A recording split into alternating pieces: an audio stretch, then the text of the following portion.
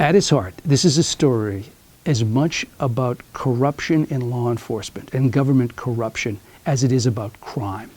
And it was the evil genius of Bulger, who became a federal informant, a secret top echelon federal informant, and then turned the tentacles on the FBI so that it became, as he loved to say, the Bulger Bureau of Investigations. So he co-opted the FBI and put it to work for his criminal organization.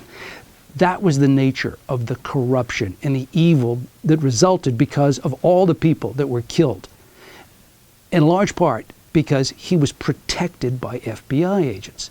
The state police wanted an aggressive hunt for Bulger. They always thought that the FBI wasn't aggressive enough. They wanted the U.S. Marshals to get involved. The Bureau's position was they wanted to do it themselves. The Bureau has a reputation, it has an ego. They wanted to do it themselves, and they put their hands up to the Marshals. Only in the last 7 months, finally, did the Marshals join the search for Whitey Bulger. And it's pretty instructive that, as it turns out, it was a 30-something U.S. Marshal who just recently joined the task force, the Bulger task force, who took it upon himself to go through all the records, the files. And when the calls came in, there were 250 calls that came in after that promotion went on air the other day, I'm told. He was able, having gone through the records, to look at those calls and say, call number 249, that's the one you should explore right now. And I'm told that's the one they explored. And it was because of this guy's energy they went out and they found Bulger. Bulger was the #1 top echelon secret informant.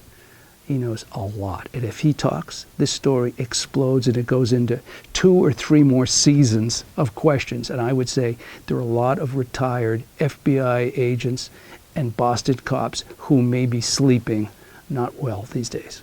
The human impact that Bulger had in this town, it goes far beyond 19 victims. It goes far beyond that. The lives destroyed, the fact that despite the reputation, he was pushing drugs in his own hometown of Southie with the highest rate of suicide drug overdoses in the city for years when he was there.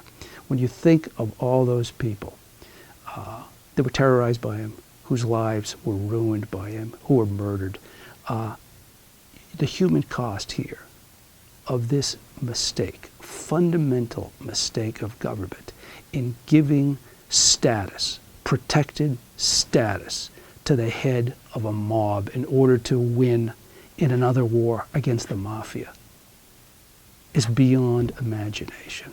It's contemptible at its core.